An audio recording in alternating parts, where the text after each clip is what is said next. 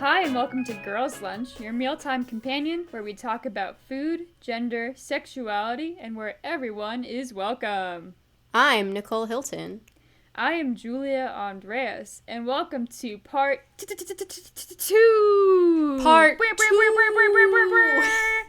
Part 2 of our school lunch episode. This is going to be a quick little, here's what you missed on Glee. Previously on Dragon Ball Z. Exactly. Okay, so last time we saw our heroes, which is to say us, and David. And my husband, David. Last month, we were joined by special guest star David, Julia's husband, who is an educator. And he came and talked to us about school lunches, the history of school lunches. We talked about sort of like the more or less origins of school lunches, at least in terms of like public schools. We talked about our own school lunch histories and memories. We recalled the beautiful, delicious popcorn shrimp wrap. Oh my god. Dreams of popcorn shrimp wrap. Let's see. We talked about the National School Lunch Program, or the NSLP, which faced some congressional pushback, went through a couple of different versions before it really sort of became what it was supposed to be. At first, it was mostly an agricultural subsidy, and then it eventually became actually a school lunch program meant to feed, children. We kind of started in the late 1800s, and we went through to the 1940s. I believe that is where we have left off. Yes, and so where we are going to pick up today is at the beginning of the 1950s, or the Cold War. And we're definitely also going to get into some cool civil rights history as well. Yeah, it gets crazy. Let me tell you all, stuff's about to pop off. It's gonna pop off. Also, special note, in our previous episode, we learned about froffles. Very important. Yep. Not to school lunches, but just to mankind's history in general. Have we covered everything? Yeah, I believe so. So let's pick it back up where we left off.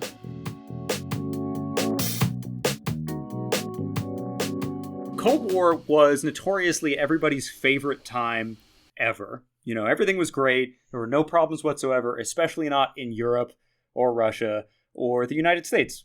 Everything was fine. It was great. It was an idyllic time. It was an idyllic time, yeah. No racism or sexism to be had. So we'll just move on to the 1960s, I guess. There's nothing to report. Yep. Yeah, exactly. I'll try and bust through these real quick, because the 1960s is where things really start to hit the fan. So the 1950s, the school lunch program is lauded by the United States government as one of the great levelers of American society. People used it to indicate the greatness of America, freedom, equality. Yeah. I was gonna say, you sound like Sam from the Muppets. But yeah, essentially, Sam from the Muppets would have been using this as a point in his stump speeches. The U.S. government was using this to indicate how well they were doing. But the greater issue still existed, right? The lunches were still based on agricultural surplus, and so it was unpredictable. Only about half of schools across the United States participated because of the financial inability to match the government contributions that were required to be a part of the NSLP. So in 1950, 8.6 million children were fed through this program, and then by 1960, that had only increased to about 14 million. Both of those are still only about a third of the school children population within the United States. And here's the important part about what we were discussing about cafeteria facilities earlier. NSLP funds could only be used to purchase agricultural food, agricultural surplus. They could not be used to hire staff, build facilities, purchase equipment, train staff. All of that money that was needed for those other factors had to come out of the school's budget themselves, which disincentivized more and more cities and states from participating. This is the moment in time where we start to see the United States school lunches starting to shift away from nutrition and starting to turn into a business model for the USDA, which is what the NSLP is under, by the way. The U.S. Department of Agriculture holds the reins for this program at this time. And so home economics at the federal research level is starting to die. And by the 1960s, it's kind of on life support. We as kind of, 90s babies, saw the last dregs of this in high school. At least I did in Texas. We still had some, home ec classes at the time. I've never seen a home ec class. It was a mythology to me that I saw in the TV shows of yore. I thought it was fake for a very long time. Did you have them in Southern Maryland? Mm-hmm. Yeah, and I took them basically every year. So with the kind of fading of the nutrition science movement and the home economics movement early on in this time period, we start to see the shift away from school lunch administration belonging to professionals who have been trained and gone to school for all of this to what is termed in the book that I read as unskilled labor. So this is kind of where we start to see the quintessential stereotype of the lunch lady. And so up until this point, home economists and nutrition scientists have been in charge of these programs because of the RDAs. But now it's cheaper to just hire unskilled, untrained, uneducated laborers, not always women, but a vast majority women, especially at the time, to do these jobs. So, Julia, I have a quote here for you. Aye, Captain. The American School Food Service Association regularly sold advertising space in its newsletter and invited private companies to exhibit at its annual national conventions. While during its early years, most of the association's advertising revenue came from kitchen and cafeteria equipment manufacturers. By the end of the 1950s, brand-name foods and new food products were commonplace. I remember the eye-opener of seeing instant potatoes, recalled cafeteria manager Lucille Barnett. School food service had, in her professional lifetime, moved from a Cracker Barrel backwoods business to a billion-dollar industry. And so it becomes a business, right? The USDA and the various different organizations, including the American School Food Service Association, start to make money off of these things. Because by advertising these goods, they sell them to schools that have to pay for the facilities anyway.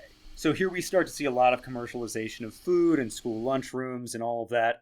And because we're moving away from professional cooks and professional chefs and professionally trained nutritionists, that gives them the excuse to start paying their lunch workers way less. So as late as 1968, they were making $1.65 an hour. Wow. Yeah, and they don't make a lot more now. I think it's somewhere in the $10 to $12 range an hour on average, which I guess is higher than the minimum wage, but not really. Yeah. And so the equivalency here is that these poor, mostly women at the time, but these poor workers they almost had to be people who didn't require the income to subsist. And that's still kind of true. We can get into that more later. The issues still exist, right? These agricultural subsidies, the 3-to-1 pay scale. This funding started to continuously decrease. So in 1947, a year after the NSLP was created, federal money accounted for 47 cents out of every dollar of a child's meal. By 1952, it was 12 cents. And so it was just continuously accounting for less and less and less of the actual budget that schools could provide. And so most states just didn't participate, and a lot of large cities just kind of left. And so by 1960, there were so few schools participating that the program almost died. And so they would leave because it was just too financially burdensome. But the U.S. government still used the program as a point of pride to say, look how good we're doing. All right, we're here to the 1960s. So we're hitting the civil rights movement, right? So through the 1950s, late 1950s, the program doesn't change a whole lot. By 1965, people are starting to notice these discrepancies, right? The discrimination, the classism, the racism, and we're like, yes, we're going to do something about it. And the USDA itself was starting to question the usefulness of the program. They were thinking about getting rid of it. Programs like Head Start and funds from Elementary and Secondary Education Acts were more flexible, and so schools were starting to use those instead of the NSLP. And so schools would just opt out of it and use those instead. And so the USDA is like, well, maybe we'll just get rid of this. But there was this massive resistance by politicians still, our friend Richard Russell and Alan Ellender and their agricultural bloc. They just sound like fake villains in They really do. Disney movie. My name's Richard Russell, and I'm here to take your money. Yeah, it's basically that. Yeah.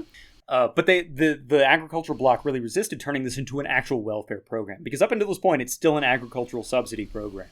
They didn't want to turn it into a welfare program for poor communities because it would call attention and oversight onto Jim Crow laws and the deficits that were present in black communities.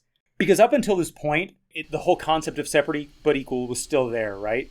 But what qualified as equal, quote unquote, was still left up to the definition of the states. There was no federal oversight for how to define that. And so they could determine what it was at any given point in time. And if we started to make the NSLP a welfare program with oversight, that would change. We get to 1966, 2 decades after the official program was passed and made into national law. For the first time, Congress specifically appropriates funds for free lunches for children in low-income areas. Yay. 20 years after the program has existed. Wow. Yep. And we also see the first legislation for school breakfast programs where they would have served froffles. Froffles. The froffles! The problem, however, remained that it was still poorly structured financially, it was still an agricultural subsidy, and the money couldn't be used to build new facilities. So many schools still didn't have the equipment, still didn't have the kitchen or facilities to serve these meals or even cook them. And so it was relatively unsuccessful up until this point. The other major issue is that there was no oversight as to who qualified for free and reduced meals. It was up to local teachers and principals. Oh. Yeah. Oh, I got a quote for you. I don't like that. I got a quote for you, Nicole. I need you to read that highlighted quote. Okay. I'm very nervous about what I'm about to read, especially because it begins with Florida. This is where it gets spicy. Oh boy. Quote, a Florida school lunch supervisor let 2 children have free lunches because she found out that their father was going into the hospital. However, when she discovered that the family had a television set in their home, she took away the privilege, saying if they could afford a television set, they certainly could afford good nutrition for their children, so I refused to put them on the free list. The trouble with these people, she concluded, is that they have no sense of values. They just don't know what's important and what isn't. God damn it. This makes me so angry. They can't really be poor. They have TV. I don't know how to explain the look on your face. Just, resigned disappointment and, frustration. It was a slow descent. Your face was like, oh!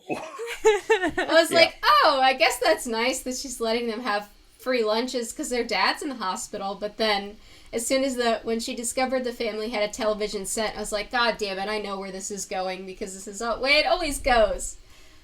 It's like people haven't changed in their arguments against poor people have stayed the same. Are they really poor if they have a cell phone? Yeah, exactly. It's like what we were discussing earlier, right? Like this gaslighting of people who are experiencing poverty, saying, well, if you just made better financial choices, you wouldn't be poor, which is clearly not true. So there's this stigma against people experiencing poverty, and the debate as to whether it was an economic inequality or a cultural disease, that's not my word, that's how it was described at the time, a cultural disease and morally reprehensible to be poor, continued on. We love calling things we don't like in America a disease or an epidemic. Yeah. The poverty epidemic, the malnutrition epidemic, the obesity epidemic. So we're going to get a little wiggy with it. Let's get a little wiggy with it. Wig. So we have what's called the Women's Campaign and the Committee on School Lunch Participation, which is a mouthful. That's one title. The WCCSLP. Yeah, literally when I was reading the book, I was like, alphabet soup every single time. The WCCSLP. Yeah, and what I want to be really clear about this committee is it was made up of probably one of the most diverse casts of political and social groups I've ever seen. There were Catholic church groups and Catholic church organizations paired with Jewish synagogue organizations, paired with civil rights movements, paired with organizations that focused on people's poverty. This women's campaign was made up of a really diverse cast And that's an important detail because the civil rights movement was a huge deal right at this moment, especially in the publication of this thing called Their Daily Bread. Oh, why do I feel like I've heard of this? I mean, obviously it's like a biblical reference, but... Yes, exactly. And I believe there's actually a magazine also with the same or a similar title that's different than this. Maybe that's what I'm thinking of. So the women's campaign at the time, this is 1967, and they launch an 18-month-long survey around the country where they go from school to school and they question principals, administrators, teachers, parents, students, like everyone, for 18 months, gathering as much data as they can, trying to figure out who used the lunch program, how it works, how it's funded, where the deficits were. Like, they did this super thoroughly. This document was instrumental. I mean, not just for the National School Lunch Program, but for the civil rights movement and for organizations that are trying to help people who are experiencing poverty. Their Daily Bread starts to leak information to the media, and the media loves it. They are eating it up. Because up until this point, the U.S. government has been like, the National School Lunch Program is fantastic. Look how good we're right. Here's a gold star. Their Daily Bread and the women's campaign and all the women who go around to because it was women who did this, who gathered this data. They started to leak this data to the media, and the media is like, look how much the USDA is wasting our time. Look how much money they are wasting. Look at our taxpayer dollars being used poorly. And look how shitty this is. And the USDA has egg on its face. It's like, oh God. Eggo on its it's face. good. Yeah. Please, Fruffles. Ruffles. They get caught with their overalls down a little bit. Yeah, exactly. And so the USDA tries to play this off. They're like, whoa, actually, this is great. They're doing great work. Actually, how about you come into Congress and present your findings to us so we can make this program better? They are slated to give this presentation to Congress before the publication of Their Daily Bread on April 4th, 1968. Who knows what happened on that date? It is a very famous event. I think that's when Martin Luther King got assassinated? That is correct. Oh, yeah, Another gold star! Yay! So the morning that, like, literally the day that the women's campaign and the representatives are supposed to present this data to the USDA and Congress itself, Martin Luther King is assassinated. And so the heads come together, these two women who, I've forgotten their names and I forgot to write them down, I'm sorry. How dare you? I know, I apologize. But they come together and they're like, should we go through with this? Should we keep this going? We can't. Martin Luther King was just assassinated. How do we do this? And they ultimately come to the decision, yes, we're still going to go through with it. But not before they are approached by several civil rights activist groups. The civil rights activist groups have been keeping tabs because several of them are actually involved with the data, but several that were not involved with the gathering come to them and say, we're going to come with you. This is important. This shows the discrepancy and the discrimination that is present in all of these schools against people of color. We need to be present when you show this data to the USDA. We want to be there. We want to be in the room where it happened. What a spicy situation. So they go to the USDA. They present all of this data. And then the moment that the women's campaign is done, these civil rights groups step forward and say, this data is earth-shattering. It is hands down, without a doubt, evidence of discrimination. We are suing the U.S. government and the USDA. Oh, what? Oh Yep. my God, it got spicier. Yes. And so they used this as a kicker to literally jumpstart, well, I shouldn't say it was not the only thing, but help jumpstart the civil rights movement in 1968. Now, the women's campaign was aghast at this. They were not told beforehand that the civil rights groups were going to do this. They were not told beforehand that there would be a lawsuit. And so the women's campaign sent letters to the media and to the USDA saying, we didn't know this was happening. We don't agree with this. We'd really like to work with you in a cooperative setting. But it was too late. It was way too late. The cat was out of the bag. The data was already published. Shit hit the fan so fast.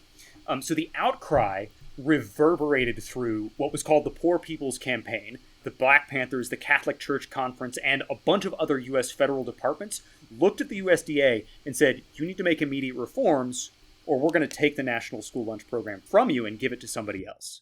Now remember, the USDA makes a ton of money off of the National School Lunch Program through advertising. They don't want to lose it. It's also their biggest gold star on their wall. And so they say, thank you for this data. We're going to deal with this lawsuit. We're going to make immediate changes. And so this is where the legislation really finally, 22 years after the program's inception, begins to focus on what it was initially and what the home economics movement and the nutrition scientist movement wanted it to be. Now, for context, I do want to point out the Black Panther Party had its own free kitchen system set up in California. Yeah. Yeah, I know. It was super cool. And up until this point, the Black Panthers free meal program had served more food and more meals than the entirety of the state of California in the last 22 years. So, like, it served more food and meals to kids. More free meals. More free meals. More free meals. Than the entire state of California. For 2 decades. For 2 decades. Yep. Wow. Yep. That is amazing, but, like, not necessarily surprising to me, and just shows the power and importance of, like, community-based programs. For sure. No. I think it's super important. It's just like one of those things where I read it and I was like, that is really cool, but also horrendously embarrassing for a program that was designed to serve free meals. So that year, 1968, all of this shit goes down. Congress appropriates $32 million to expand free lunch programs across the country, which is close to $300 million in today's currency. And in 1969, the annual school lunch appropriation was increased to $50,452 million in today's money. In 1965, the money had just been $146 million in totality. By 1973, it had increased to $226 million, just over $2 billion in today's money. So in the span of like just 10 years, it literally doubled the amount of budget that was allocated for these free meals for these students through school lunch programs. In Pennsylvania alone, during this time period, the number of free meals jumped from 25,000 to 2.8 million. Good golly. I'm sorry, I'm saying a lot of numbers right now. That's a lot of cardboard pizzas. We're before cardboard pizzas right now. This is the okay. RDAs. I know, this is right. We haven't even gotten to the ketchup is a vegetable versus... Is pizza a vegetable? Oh, yeah. You can thank Ronald Reagan for that. Oh, Thanks, God Reagan. damn it. And so, like, this increase in funding is incredible, right? And finally, the program is starting to do things that it's supposed to. It's starting to feed these children who couldn't afford meals otherwise. It's finally starting to do the things that it was supposed to do. They also instituted a cap for lunches for paying students, which was 20 cents at the time, $1.81 now. Boy, it wasn't that when I was in school. Yeah. Anybody want to take a swing as to why that cap is a problem? When you say cap, you mean like that's the maximum that schools are allowed to charge for a lunch? Correct, yes. Oh, well, they can't make as much money off of those middle-class students. Correct. And so, because they can't charge paying students as much, the budget... So even as all of this money is being poured into the program, budgetary deficits skyrocket. And schools can't afford to continue doing the program because they can't charge students as much. And then the issue of discrimination against children who are experiencing poverty also remain. Many politicians, including our good friends, Richard and Ellender... Oh my god, they're back! They're back! Disagreed with the way that the new NSLP programming and laws were taking place. They didn't like how it was happening. Okay, so the quote you have here. The California Rural Legal Assistance Attorney... It really is. I'm just a southern country lawyer. Yeah. Sorry. Attorney declared this interpretation to be an example of insensitivity, indifference, ineptness, and inertia. The only way any child could be assured of a free, nutritious lunch in California, he asserted, is to be arrested for a serious crime and confined to a juvenile detention center where meals were provided. Free lunch children in all parts of the country were still required to stand in separate lines, eat different meals, and, in some instances, work for their lunches. In Kansas City, hunger activists took the school board to court, challenging its policy of requiring poor children to work for their meals. Yeah. Dang. What's up with that? And for clarification, the politician who is, I should say, the attorney who's speaking there is in response to Richard and Ellender.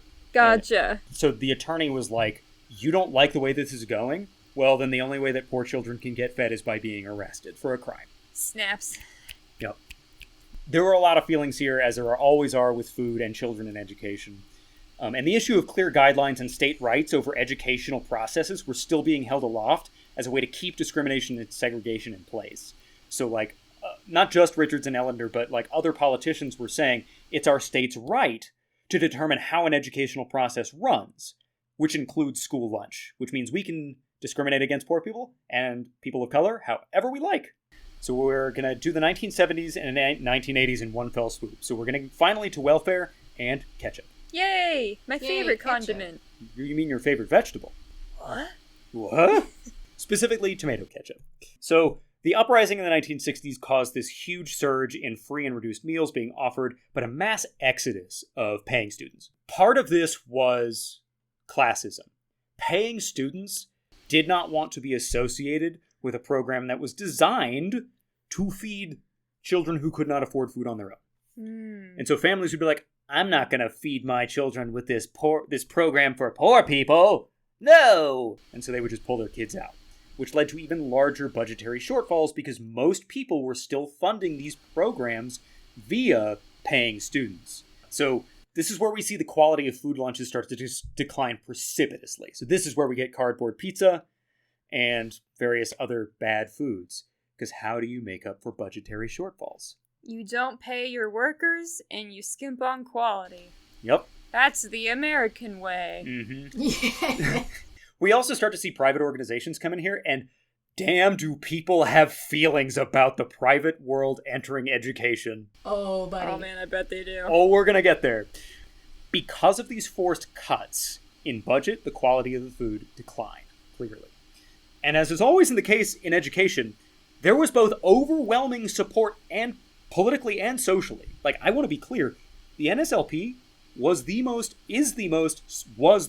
popular welfare program to date, still is, but as always in the United States, we don't have the backbone to fund that through taxes. We don't want to pay more taxes. And so, not only was there a decline in the quality of the food, the USDA said, let's get rid of those RDAs that those home economists and those nutrition scientists work so hard to put together. We're going to lessen the requirements to make it easier to find food and provide it to our students. This all starts to happen. Congress in 1972 claims to have fed 8.1 million children free and reduced meals, and of course the program was still marginally, by this point, an agricultural surplus program, but it was starting to move away from that, finally. So as more and more money flooded into the NSLP, it drove the program deeper and deeper into debt due to the issues we've already talked about. Between 1970 and 1973, over 1 million paying children left the program. Oh, wow. Yeah, so even though the number of children who were receiving free and reduced meals increased, the number of paying children was decreasing really rapidly. By 1976, 40% of all participating children were below the poverty line. And by 1986, it was 50%, and I don't know what the numbers are off the top of my head for now. So the military, airlines, hospitals were already increasingly relying on private sector and food service companies, so the USDA essentially said, why not schools? Congress loved the idea, several organizations hated it. So Nicole, I have a spicy quote for you. About privatization? Yep. Yeah. All right. Quote, the ASFSA rank and file viewed the incursion of private companies with mixed feelings. Alfreda Jacobson spoke for many in her profession when she worried that private food companies would be interested only in making a profit. Corporations, she said, will sell anything to the child as long as he has the money to pay for it. Children's Foundation head Rodney Leonard observed wryly that any time the suggestion was made that private food management companies might be a way to bring school lunches to areas not yet served, particularly within the urban ghetto where facilities do not exist, school food service professionals immediately claim the nonprofit ideal of the school lunch program is about to be raped. Boy, howdy. Whoa. Woof. Yep. There was no chill about this decision. I agree with Ms. Jacobson that, like, I mean, that's corporations. They'll sell anything to anybody as long as they pay for it. That's capitalism, you know? Oh, yeah. And it brings up this question that's still really important for the conversation today. And it's like, what's better? Healthful food or food, period, for children who need it, right? Mm. And so this was a conversation that the NSLP and the legislators around it, including the women who had started the process back in the 1940s, were grappling with. Like, is the program to feed children who need food, or is it to provide healthy food, or is it both? Ideally, both, I imagine, is what they want. Right, of course. Ideally, they wanted both. But in a lot of ways, this program kind of looked at all of the issues that they were experiencing with budget and the number of children who needed it, and they said, well, any food is better than no food. Fed is best. Yeah. As they say nowadays. Right. In reference to something completely different. But it became this huge debate as to whether or not to allow private companies. But it was inevitable. It's the United States, as you pointed out multiple times, Nicole. Capitalism. We love to privatize. We do. In 1969, many of the restrictions on what nutritional values were needed in food were lifted. And 3 years later, in 1972, the first vending machines for soft drinks entered into schools. Julia, I have a quote for you. Ooh, okay. The snack and soft drink industry, in a new move, however, claimed that their products in fact contributed to the children's health. Asserting that there is more to nutrition than vitamins, industry spokesman told a congressional panel that quick energy, assimilation of liquid, and enjoyment contributed as much to children's well-being as vitamins and minerals. Incredible. Assimilation of liquid. Assimilation of liquid really is a phrase. Mm-hmm. Do you mean drinking? Drinking? Yeah. Just drinking? Mm-hmm. Mm-hmm. It's like, hey, listen, it's a fluid. Goes in body. Fluid good. I think it's so funny to have a little bit of an anecdote. My elementary middle school had like a soda machine in the gymnasium, and I would always get like one of those super sweet iced teas from it after school because it was like, I don't know, 50 cents or whatever. Mm-hmm. And then in the 2000s, there was like, you know, classic obesity epidemic, sugar addiction, whatever. And like all of those soda machines were ripped out of the school, and you could not get a sweet treat from a soda machine or like a snack machine ever again. I do remember there being vending machines, definitely at my high school, maybe middle school, definitely not elementary school though. Mostly because I'm like, you're like 7. How do you know how a vending machine works? Also, you know? Too short to read the quarter slot.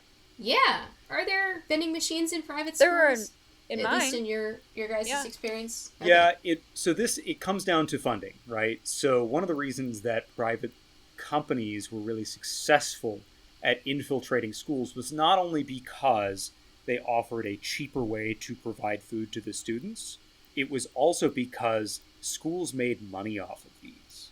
So schools make money, I think it's a 60-40 ratio, 60 to the school off of vending machines alone. So private companies would offer to provide food services for less money, with more profits to schools over the long run, in exchange for what was called the pouring rights. Schools received much-needed funding, sports, and school equipment from these private companies, especially soft drink companies, to keep the vending machines in school. And so in terms of the private school, they've got more funding options than public schools do. So public schools are going to take any amount of money that they can from any place that they can. Because we operate off of the lowest bidder, a company says, we'll do this for less money than Frank's company over there. That's how it works. So by the year 2000, 98% of public high schools had vending machines in their hallways. That is probably higher now. Or lower. I mean, there was that huge pushback. Yeah, I don't know for sure, but I would guess that it's reverted back to its original status quo, simply because of the amount of money that they get. In the previous school that I taught at in Maryland, I mean, the soda companies that worked with us literally gave us free jerseys every single year. That's a good point. Nobody's going to turn that down, because jerseys are everything's expensive, and we don't have enough money. So with lowered restrictions, children could choose from a large variety of prepackaged meals, cardboard pizzas, burgers. This is where we start to see all of these, kind of the retraction of all of the healthful or potentially healthful foods that would have been available. In 1979, the rules for what could be served were lowered even further, stating that if the food supplied more than 5% of the RDA of just one basic nutrient in a 100-calorie serving, the item could be served for lunch. So if it had, 5% of your daily nutritional... Of anything. Sugar amount, then you could sell it. Yep, in the lunch line specifically. Yeah, that's like everything. Yeah, exactly. And if it didn't qualify that, it was in the vending machines anyway. And the way that they got around this is vending machines can only be on before and after lunch hours. Huh. So they are turned off during those, during lunch hour. Is that still true? Yes, still true. Well, it's not true when I was in high school. You went to private school. That's true. And, it may be different from state to state. Mm-hmm. I do know it's true in Montana. Fascinating. Yep. As soon as restrictions were lowered, schools happily welcomed private companies, offered more for less money, all of that. Great capitalism. We love whatever. it. Yay! So, by 1975, the National School Lunch Program operated the third largest food service program in the country, larger than the Army and behind only McDonald's and KFC. What? Yep. What does that mean? I was just going to say wild that KFC is on that list. I know, right? It means that the National School Lunch Program served more food to more people than anything else other than McDonald's and KFC. That was 1975. Huh. Don't know if that's still true. As early as 1973, federal advisors were warning of a general obesity epidemic. There it is. Oh no. Yep. Nicole, I have a quote there for you. Okay. Quote, some experts trotted out the old explanation that blamed the decline in American nutrition on the fact that more mothers were in the workforce and were hence unable to prepare nutritious meals for their families. Spartanburg, South Carolina, school food service supervisor Lysel Barnett, for example, opined that with 18 million mothers working outside the home, they have insufficient time to prepare adequate meals. Here we go again. Isn't that a familiar argument that we have heard many times before? Mm-hmm. I would argue we still hear today. Mm-hmm. Yeah, heavy sigh. Yeah. Yeah. And it's just so interesting that even the school lunch program professionals were at the time, I mean, I don't know if they still do, but at the time were blaming women for not feeding their kids nutritious meals. Okay. By 1979, the school lunch programs were still running significant deficits, even with the added privatization in school lunchrooms. Most lunchrooms still operate on a deficit and have to find funding from other sources to make up those losses, even now. In the early 1980s, Reagan and his administration cut fully a quarter of the funding from the National School Lunch Program and required more restrictions on who could receive lunches and breakfasts. This was in an effort, of course, by Reagan to reduce federal spending and cut the federal deficit. So, of course, the first thing that he targeted was national school lunch programs. I'm not exaggerating when I say this was the first thing targeted. It was literally the first thing targeted by Reagan's administration. I mean, if you're looking at government from a business perspective, you probably see, why are we spending all this money on this? What? No, we got to spend less than that. Yeah. There was an itemized list. I don't think I included it in this, of one of his top advisors had a 14-point list of things that he's like, this is what we're going to accomplish. Kind of like the 100 days, whatever nonsense we have now. 3 of the first 10 were cuts in some way to the National School Lunch Program. Wow. 3 of the first 10. On a national agenda. They were like, all that money that the schools get, I'm taking that back. They're getting too much money. They're getting too much money. Historically, schools have had too much money. We all know this. We all agree about this. Taking all that money. They've had it too good for too long. So this is where we get the infamous ketchup scandal. Ketchup is a vegetable. Under the new guidelines, tomato ketchup contained enough nutrition to be counted as a serving of vegetables. This was as much about saving money as anything else, potentially millions. So Julia, I have a quote about ketchup for you. Oh, yeah, baby. The Department of Agriculture was simply trying to help schools provide free meals to poor children in the wake of the impending billion-dollar cut in federal funds. Confronted by an unprecedented public outcry, Block insisted that the regulation had been misunderstood and misinterpreted, It would be a mistake, he declared, to say that ketchup per se was classified as a vegetable. Rather, ketchup in combination with other things was classified as a vegetable. Much better. It's for the children. Yep. So, ketchup with a burger was a vegetable. It was a serving of vegetables. But not on its own. Not on its own. Up until this point, the RDAs, the thing that had been kind of like guiding the entire nutritional value for all of these lunches, had required that a third of a child's nutrition had to be received through their school lunches. So if a child was on free and reduced meals, a full third of their nutritional value had to be received through the lunch that they got at school. That was dropped to a fourth. And so the portions got smaller, the food got worse quality. It's a tale as old as the United States. Yeah.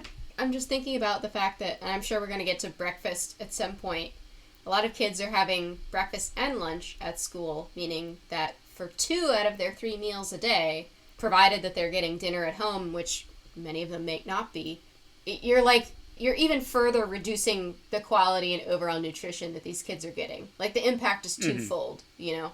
Yeah, and sometimes threefold, right? Because we talked at the very beginning about how some kids rely on these places for dinner, too. Right. Especially if you're at the high school level and you're in an alternative education program that goes from like 5 to 9. Yeah. You're required to serve dinner as well. By 1996, after all of us were born, the government spent $5.4 billion on school lunch programs, the second largest welfare program in the nation. And so this brings us, finally and ultimately, to the modern day, the 2000s. Wow, when we were in school. When we were in school. So in 2010, we get the Healthy Hunger-Free Kids Act. And this helped establish some dramatic changes, including establishing a calorie maximum. Again, that obesity scare. So wild that it's literally exactly the opposite of what happened in 1946. Yeah, it's completely flipped, where they were like, we have to stop these kids from starving. And now it's like, we have to stop these kids from being a weight that we think is unhealthy. Right. But it did do one good thing. It increased the per meal reimbursement from the federal government by 6 cents per meal.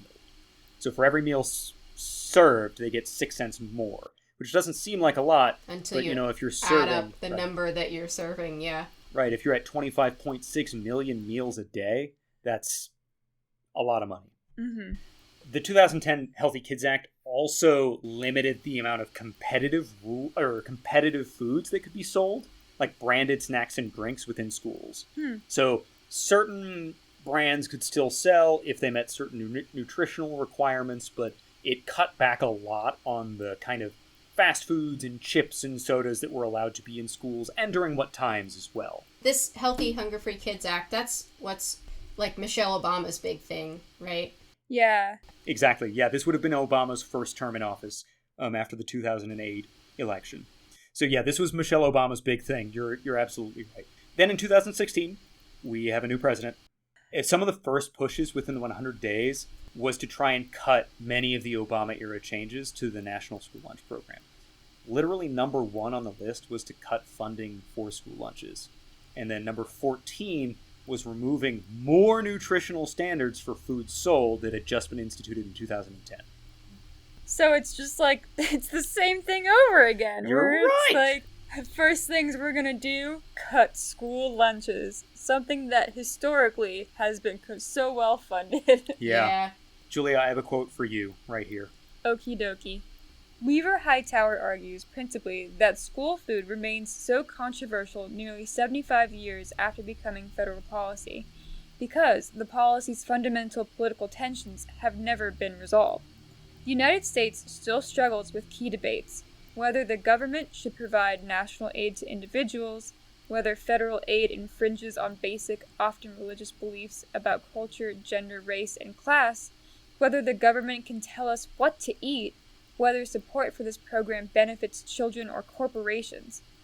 Put simply, when arguing about school food, we are arguing over basic definitions of fairly common words and who gets to define them.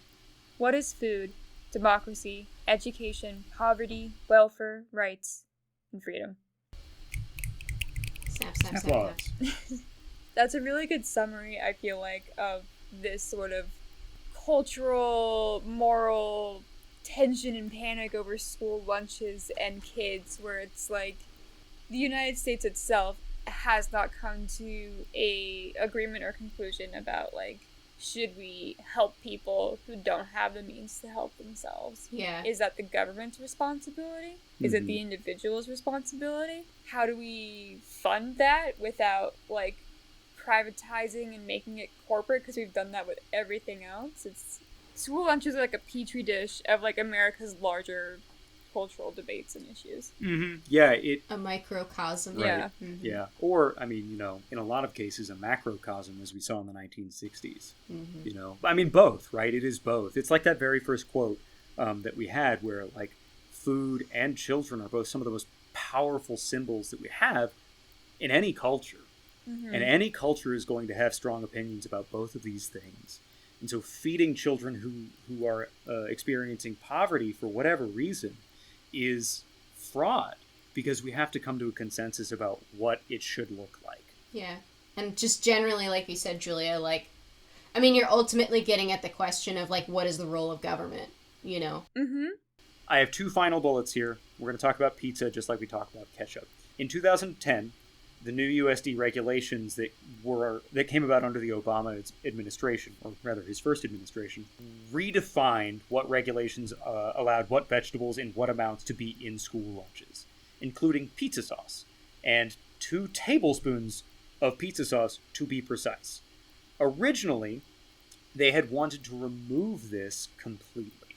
They wanted to say that pizza sauce did not count as a serving of vegetables.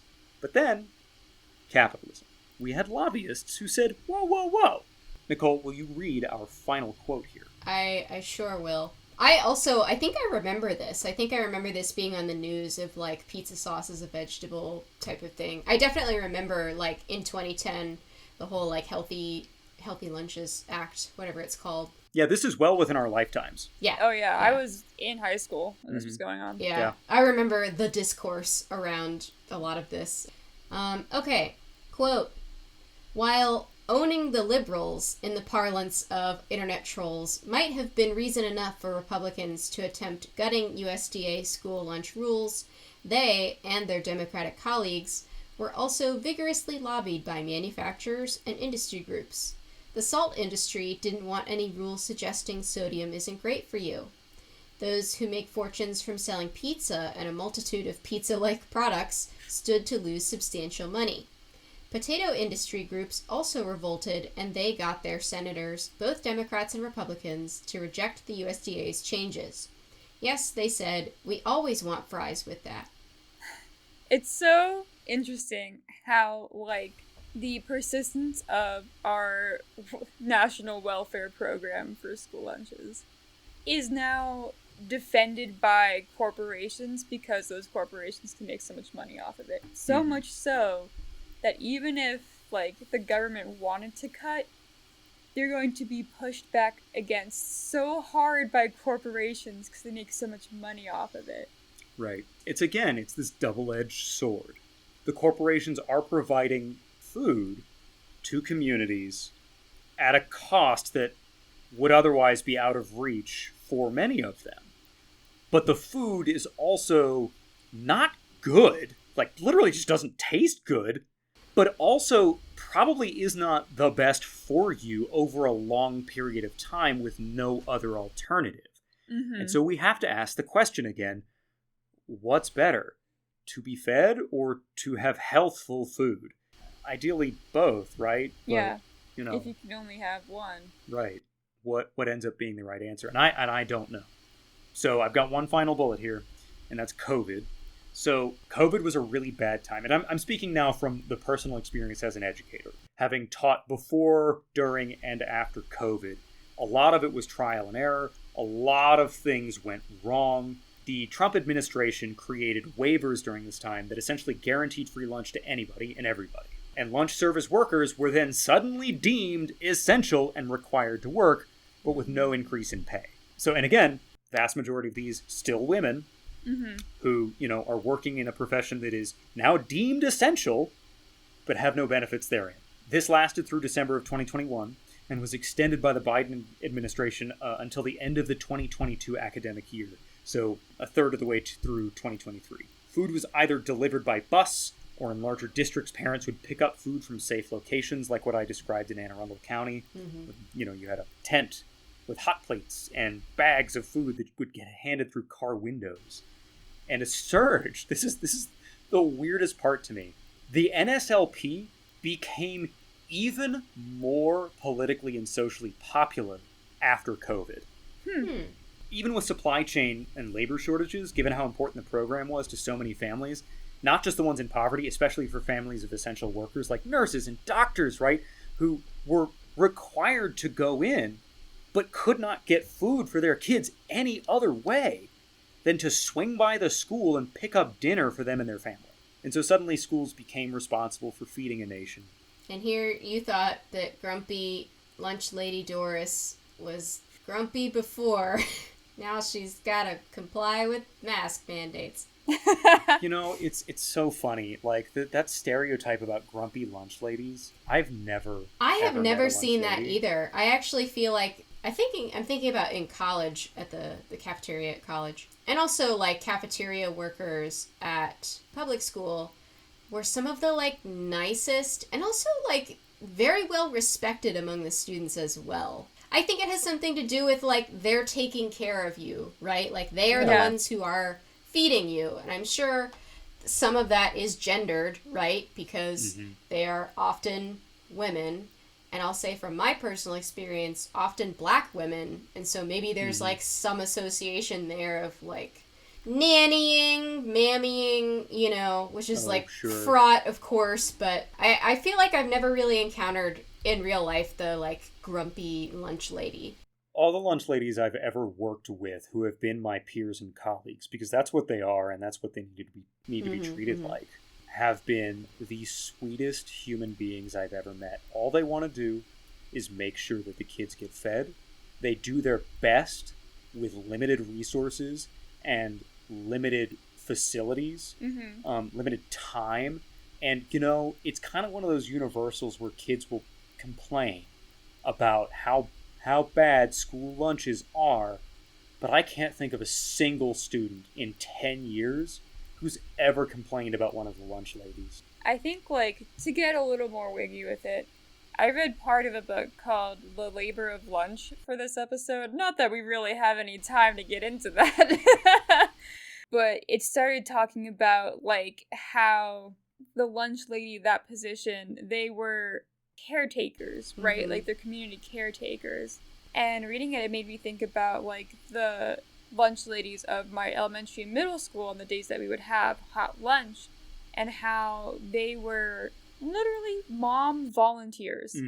They were stay-at-home mom volunteers. They didn't get paid a single cent to, make food or buy food for these kids. It was, total free labor to have a hot lunch every other week. Related to, I know this is definitely a thing in public schools. I don't know about private schools, maybe, but something else that we had were, lunchroom monitors. So, you have adults who are kind of just, walking around and making sure that, there's obviously going to be behavioral whatevers of, kids getting into arguments, and if you have rules about, no phones or whatever. Just sort of, walking around and checking on everybody.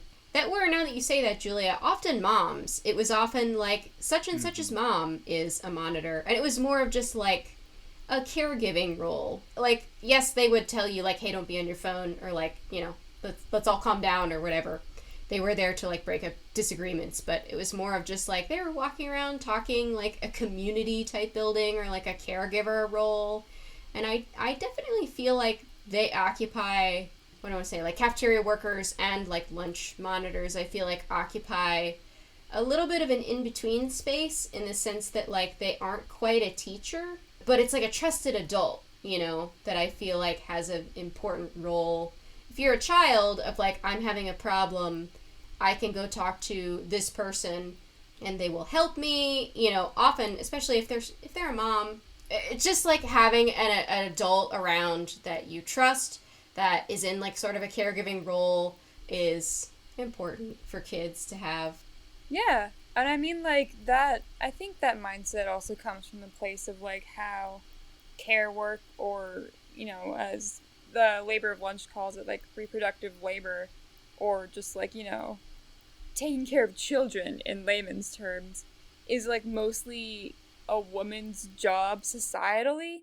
How, like, we are expecting women to put in the mental and the manual and the emotional work required to, like, care for kids. And, like, how that is not seen as perhaps a proper, like, capital J job or, like, career. It is seen as, like, oh yeah, like, women in the community should be doing this, caring for kids. It's not seen as, like, oh, this is a actual, like, paid position in the school system. There are so many parallels here to how teachers are also perceived, because teachers are still predominantly women. We don't have time to get into the history and the politics of all of that, but in the same way that lunch workers are devalued because it is this perceived lesser role, teachers also fill that space where school becomes this space of caretaking for a community, and yet it's so undervalued in so many ways. I think it's really funny that, like, the social expectation is that you should be caring for kids out of the goodness of your heart and not for profit. Usually, like, because, like, taking care of kids for profit, icky. And yet at the same time, we have all of these for-profit companies funding the welfare program that feeds kids. But you can't take care of kids for profit. You can't be, like, a lunch lady for, like, profit. You can't be a teacher because you want to make money, because that's like, oh, you're doing it for the wrong reasons. The quote earlier on about how so many people within the USDA were so afraid of private companies coming in seems pretty prescient to me. How they said that private corporations would just rape the program. I don't know if that's how I would describe it or how I would describe what's happened, but it does seem like the unforeseen consequences of allowing these private companies to come in, I think we're still seeing those. I don't think we've seen the end of the line.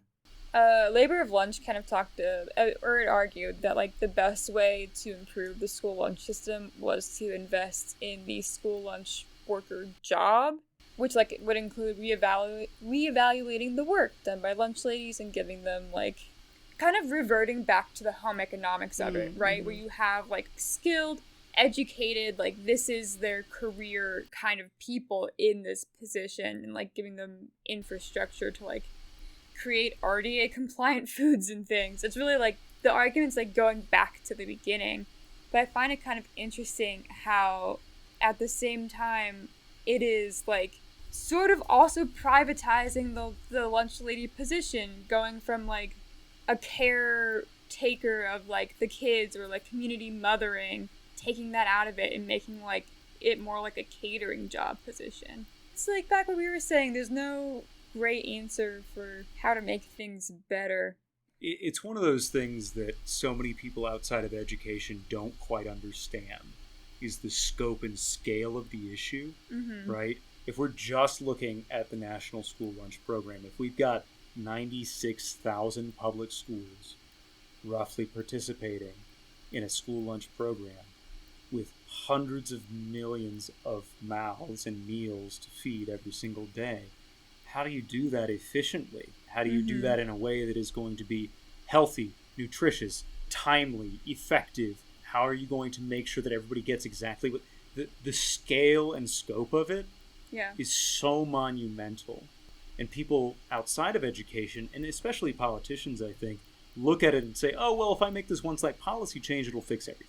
And that's not how it works. No. I mean, like, there's also the part of it that's, like, all of our fond memories of lunch ladies, right? Where it's, like, there is also an element of care. And so it's, like, Clara, how can you make the system work and be funded and be efficient, but also how do you provide the caretaking aspect at the same time? Because schools are about caretaking, right? My sister Clara has this really visceral memory of when she was in an elementary school of one of the lunch ladies coming up to her and patting her on the head. She was like 7 or 8 at the time, and saying, "Oh, you're David's little sister." Aww. And Clara remembered that for a really, really long time. These are women, majority women, but not always. These are people who care deeply about providing something that is good for the children that come through their line, who know that most of the children that walk past them are experiencing poverty or experiencing homelessness or experiencing some other trauma, some other childhood trauma that they're going to have to cope with. And maybe a hot meal, the only hot meal that they get that day, is going to make the difference between if they can learn or if they can't. I imagine that's like very similar to how you feel in your teaching position, that there's like a bit of a care aspect in it. There has to be, right? Yeah. You have to care. Yeah. You have to treat it like a caretaking position in some capacity, because you don't teach a subject. You teach humans. You teach people. And it's the lunch line is the same, right? They're not just students. They are people. You're feeding people. And one of the things that I love about your podcast that you always come back to is that this is a commonality. Everyone has to eat to survive. No matter what culture you come from, no matter where you grew up or how you grew up. It's a shared aspect of our existence. And it's a place where we can come together if we work really hard to try and do that. I imagine if we all were at the same high school, we would grab our little trays of lunch or bring our little lunch boxes from home, and we would all sit together at the same table and talk about Pokemon. Yeah. We would trade pogs back and forth. We'd look at our Tamagotchis. Exactly. We would look at our Tamagotchis. David, you make our podcast sound so smart when really it's just like a bunch of memes and innuendos. Listen, what is a meme if not the most intelligent form of information sharing? Not that, I guess. I don't know, man. Have you seen the layers of some of these memes? Like, it goes deep. Oh, do you hear that? That's the bell. Gotta get back to class. Time to get back to class. I'm skipping school. Dip. Thanks for lunching with us. We'll see We'll see you next time. I did so bad. We never do well. I thought it was going to be a countdown. No. Bye. Bye. Our theme music is Red Onions by Louis Zong. Please check out the rest of his album Vegetable Soul in the description. You can follow us on Twitter at Girls Lunch. Nicole is also on Twitter at NicoleH262, and her website is NicoleHilton.com. Julia is smarter than all of us and not on social media. Thank you for listening.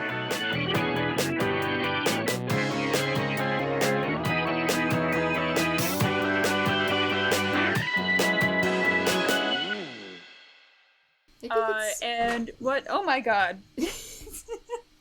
Sorry, Palm just knocked something over and then sprinted out of the room. Like an innocent child.